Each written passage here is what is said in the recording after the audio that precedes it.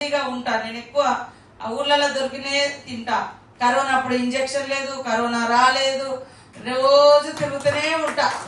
అంటే మా తల్లిదండ్రులు లేదా అడవిలో తిరిగినప్పుడు ఆదివాసీ గుడాలలో మేము తిన్న తిండి అదంతా సహజత్వంగా ఉన్నటువంటి తిండి. అప్పుడప్పుడు ఇక తప్పుతలేదు, ఇక్కడ వేదికల మీదనో లేకుంటే ఇళ్లలో హైదరాబాద్ లాంటి నగరాల్లో వచ్చినప్పుడు ఇక్కడ చేస్తుంటాం.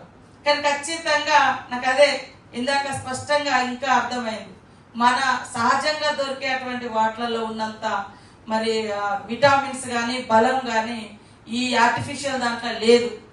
కాబట్టి ఖచ్చితంగా ఓల్డ్ ఈజ్ గోల్డ్ అని అంటారు చూడు. మనం ఒకప్పుడు తినేటప్పుడు సజ్జలు కొర్రలు జొన్న తింటే అనాగరికులు తింటారు, మరి నూనె లేకుండా తింటే పేదోడే నూనె పోసుకోడు కూరలలా అనేటోళ్ళు. కానీ ఇవాళ ఉన్నత వర్గాలు కూడా అంబలి జావను హోటళ్లలో పెట్టి మరి వాటినే తింటా ఉన్నారు, ఎక్కువ రేటు పెట్టి. మనం తిన్నప్పుడేమో అనాగరికం అన్నారు, ఇప్పుడు నాగరికులు అని చెప్పుకునే వాళ్ళు కూడా అనాగరికులు అనబడే తినే తిండిని ఈరోజు చాలా ఇష్టంగా ఆరోగ్యం అని వాళ్ళు చెప్తున్నారు. అంటే ఒక్కొక్కసారి మనలాంటి వాళ్ళం ఏం చెప్పినా అది వాళ్ళకి పనికిరాదు. వేరే వాళ్ళు ఏదో గొప్పగా చెప్తే అది అలా ఉన్నా లేకున్నా పస ఉన్నా లేకున్నా అది గొప్పగా అనిపిస్తుంది.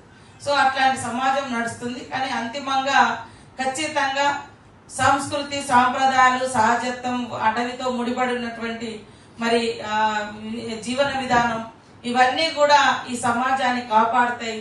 ఇవాళ ఎట్లయితే ప్రకృతి విపత్తులు వస్తే ప్రకృతి విలయానికి ఎలా బలైతమో ప్రకృతికి విరుద్ధంగా మనం వెళ్తే అదే రకమైనటువంటి పరిస్థితి ఉంటుంది.